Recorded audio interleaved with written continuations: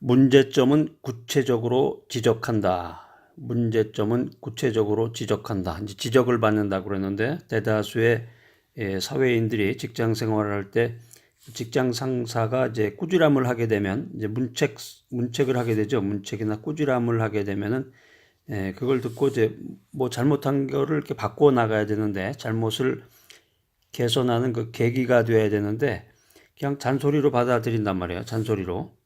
그러니까 이런 건 왜 그러냐 하면은 그 말한 사람이 그 슈퍼바이저가 그 구체적인 문제점을 얘기한 게 아니고 그냥 잔소리식으로 얘기한 거죠, 그냥. 그러니까 문제점을 구체적으로 지적해야 된다는 거죠.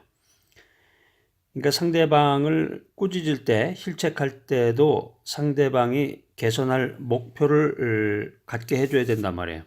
이걸 바꿔라 그랬으면 구체적으로 뭘 바꿔야 되는 건지. 그래서 이제 이야기를 들은 사람이 자신이 무엇을 잘못했는가 이거를 깨달아야 되는데 자기가 잘못한 것 자체를 이해를 못한다 그러면은 용납이 안 된다. 그러면 뭐 말한 것 자체가 그냥 잔소리만 되는 거죠. 그래서 직장 내에서 조직 내에서 무언가 그 꾸짖음을 하거나 코멘트를 할 때 그 말을 조심해야 돼, 말. 지금 우리가 이제 말하는 법, 사회생활 하면서 말하는 어떻게 말을 해야 되는지, 말을 조리 있게도 해야 되지만 뼈 있는 말도 해야 되고 또 결과가 있는 말을 해야 되잖아요. 그러니까 실책할 때는 확실한 근거가 있어야 된다는 얘기죠. 남을 꾸짖을 때는 코멘트를 할 때는 확실한 근거를 가지고 구체적으로 문제점을 지적해라. 그러니까 어떤 그 대안을 제시를 해줘야 되는데 대안도 제시해주지 않고 그냥 잘못했다고만 그냥 문책을 하기만 하면은 문책만 하게 되면은 반성보다는 감정이 상하게 되죠. 감정 이게 참 문제란 말이에요.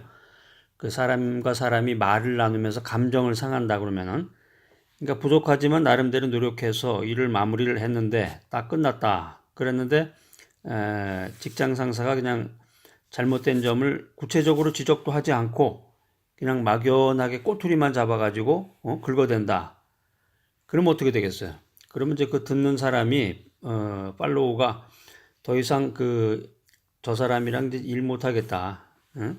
저 사람 언제 한번 골탕 먹여야지. 아마 이런 생각 갖게 될 거예요. 자, 이 강의를 들으시는 분 중에서 자기 밑에 이제 부하 직원이 있거나 또는 자기가 부하다 이랬을 때 그 입장이 서로가 다른데 자, 상대방에게 문제를 지적할 때 그냥 막연하게 얘기를 하면은 안 된다는 거예요. 자, 이걸 일이라고 했어. 어?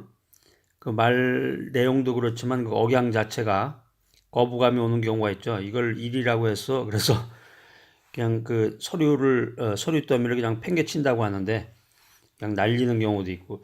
요즘은 이제 그렇질 않은데 TV 뉴스나 이 드라마 같은 데 보면 가끔가다 그런 일이 나와요. 문제를 지적할 때 그냥 막연하게 이걸 일이라고 했나? 응? 다시 해와. 이렇게 얘기를 하게 되면 그 듣는 사람은 어떤 태도겠습니까? 야, 이거 뭐 어떻게 하란 얘기야. 응? 원망만 하게 되죠, 원망만. 그러니까 이럴 때는 차라리 구체적으로 가르쳐 줘야죠. 자, 이 부분은 조금 무리가 있고, 요거는 조금 밸런스가 안 맞고, 요건 좀 조정을 해야 될 거야.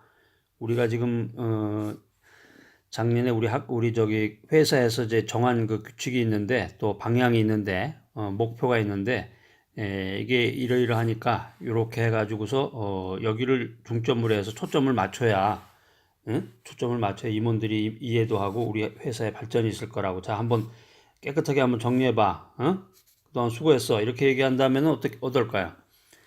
그 듣는 사람이 그 업무의 방향을 정확하게 인식할 수가 있고 좀 더 업그레이드가 될 거 아니에요? 업그레이드가 된 리포트를 제출할 수가 있고 어? 말하는 사람도 기분 좋고 듣는 사람도 그 말하는 사람을 존중하게 되죠. 그래서 개선할 사항을 구체적으로 알려주는 이 슈퍼바이저의 그 요구를 잘못했다고 하는 사람은 없습니다. 오히려 그 얘기를 들으면 자꾸 배우게 되니까. 자, 그래서 유능한 사회인이 되기 위해서는 목표가 중요합니다. 목표를 정해놓고 그 목표를 달성하기 위해서 그 플랜을 서로 공유하고 나누고 지시도 할 수 있고 그런 능력을 갖춰야 되는 거죠. 그래서 이런 명확한 목표의식을 가지고 일을 추진해 나가면은 이 개선 사항이 눈에 확 띄는 거란 말이에요. 명확해진다. 자, 그래서 세상 모든 일이 그렇지만 특별히 조직 사회에서 이제 어떤 목표를 설정했다. 그러면 이제 처음 한 발자국이 중요하죠. 100을 목표로 삼았다. 그러면 일이 중요한 거예요, 일이. 일을 달성하는 게. 뭐 시작이 반이라는 말도 있지만. 그러니까 그런 생각 없이 그냥 막연하게 무작정 그냥 100을 언제 달성하냐. 100을 향해서 그냥 무작정 저기 코뿔소 마냥 돌진만 한다. 이런 식의 그 무리한 지시는 시행착오를 부릅니다. 시행착오. 그리고 이제 결과적으로는 좋지 않은 인간관계를 형성하게 된다. 자, 두 번째 원리는 겸손한 태도로 충고하라. 이 충고한다. 충고한다. 이 충고와 비판은 받아들이는 사람이 뭐 기분 좋게 받아들이는 경우가 별로 없습니다. 근데 특별히 충고라고 하는 것은 좀 우월한 사람이 부족한 사람에게 하는 거로 인식이 되는데, 그렇기 때문에 이게 충고 잘못하면 큰일 나요. 충고 잘못하면 이 자존심이, 듣는 사람이 자존심이 상한다는 거죠. 자, 그래서 아무리 진실하고 올바른 충고라고 해도 상대방의 자존심을 건드리거나 마음에 상처를 입히면 역효과를 낳는다는 것입니다. 그러니까 말하는 사람이 자신이 생각하기에 요건 도움이 될 거다 이렇게 생각을 하고 이야기를 하더라도 인간관계에 상처를 남길 수 있다는 거죠. 그래서 이 적당한 분위기가 중요한데, 이 적당한 분위기를 조성하고 부드럽게 받아들일 수 있는 이런 여건을 만든 후에 이제 충고를 해야 된다는 것입니다. 자, 세 번째 원리는 지나친 잔소리는 간섭이다. 잔소리는 이제 이 인간관계에서 잔소리라는 게 참 쉽지 않은 건데, 이 세상에 잔소리 좋아하는 사람 없죠. 잔소리 듣는 거 좋아하는 사람 없을 거야. 아마 가정에서도 마찬가지인데, 가정에서도 또 부부 간의 관계, 또 부모와 자녀 간의 관계, 또 특별히 직장 생활이나 사회 생활에서 이 잔소리라는 게 참 이게 듣기 싫은 거죠. 그러니까 누군가 자신에 대해서 관심을 갖고 따끔한 질책이나 이 애정 어린 충고를 해준다면은 고맙게 받아들이겠죠. 고맙습니다. 그런데 이게 관심의 정도를 넘어섰을 때가 문제죠. 관심의 정도를 넘어서서 이 참견의 단계까지 가게 되고, 때를 가리지 않는 이 험담과 독설로 자신을 푸시하게 된다면은 이건 정말 참을 수가 없는 거죠. 그러니까 이 충고와 비난의 말은 적당히 해야 되는데, 그것도 이제 때를 가려야 돼. 때를 가려서 적당한 그 환경이나 분위기를 갖춰서, 또 차 한잔 나누면서 할 때 하고 지나가다가 딱 눈이 마주쳤을 때 그냥 바로 푸시를 해야 되는 거하고는 다르겠죠. 그러니까 상대방에게 반감을 일으키지 말아라. 그래야 이 의도했던 효과를 거둘 수 있다라는 거죠. 자, 그래서 대화를 즐겁게 이끌어야 사람들이 주목을 받고 그 사람의 말을 따르게 됩니다. 자, 대화의 기법 엑기스인데요. 효과적인 충고를 하기 위한 그 말의 3단계인데 1단계는 칭찬이에요. 칭찬. 2단계는 지적. 3단계는 격려인데, 이렇게 세 가지 요소를 가지고 단계적으로 1단계 칭찬. 그러니까 상대방의 능력을 인정하고 장점이나 좋은 부분을 막 칭찬해 주는 거예요. 고래도 칭찬하려 하면 춤을 춘다고 그랬는데, 칭찬을 했을 때 이 오픈 마인드가 되고 분위기가 조성이 됩니다. 그런 다음에 두 번째 단계가 이제 지적이에요. 그런 다음에 그러나, 단지 이런 단서를 달면서 그 잘못된 점이나 부족한 점, 개선할 점을 이렇게 지적해 주는 거죠. 요걸로 끝나면 안 되고 마지막에 3단계 가서는 이제 살살 이렇게 등을 두들기면서 이렇게 격려를 해줘야 된다. 격려. 세 번째 단계는. 그래서 자, 그 부분만 보완하면 참 최고인데, 그거만 이렇게 완수하면은 최고야, 최고. 완벽하게 된다. 이런 식으로 격려를 해주게 되면은 칭찬, 지적, 격려. 이렇게 3단계로 여러분 한번 효과적인 충고를 한번 해보시기 바랍니다. 자, 잔소리의 법칙, 여러분 이제 이 강의를 잠깐 요약 정리해 보겠습니다. 첫 번째 원리는 이제 문제점은 구체적으로 지적하라. 문제점을 구체적으로 지적하라.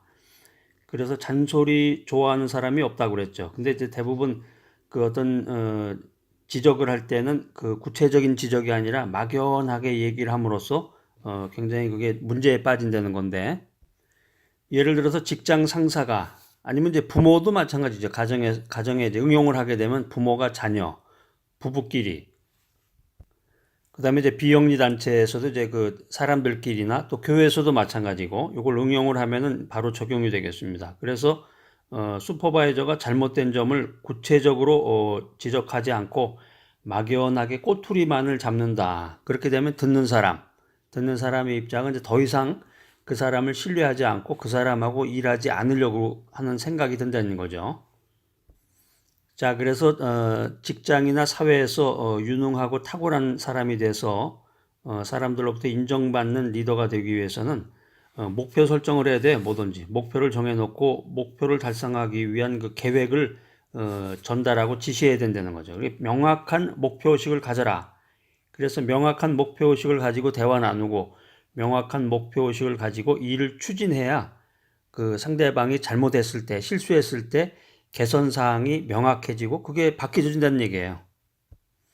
자, 두 번째 원리는 겸손한 태도로 충고한다. 그 반대는 뭔가 교만하거나 거만한 태도로 지시하게 되면은 반발이 일어나겠죠. 그래서 특별히 충고할 때는 이 상대방이 감정이 상하지 않고 자존심이 상하지 않도록 특별주의를 해야 된다는 거예요. 자, 그다음 세 번째 원리는 지나친 잔소리는 간섭이다. 이 잔소리라는 게 아무리 그 포장하고 지금까지 이제 그렇게 말씀을 드렸지만 좋은 태도를 취해라, 뭐 겸손한 태도를 취해라 이랬지만은 아무리 그렇게 해서 한다 그래도 이게 양이 너무 많으면 빈도수가 많으면은 이게 이제 간섭의 단계로 이제 간다는 얘기예요.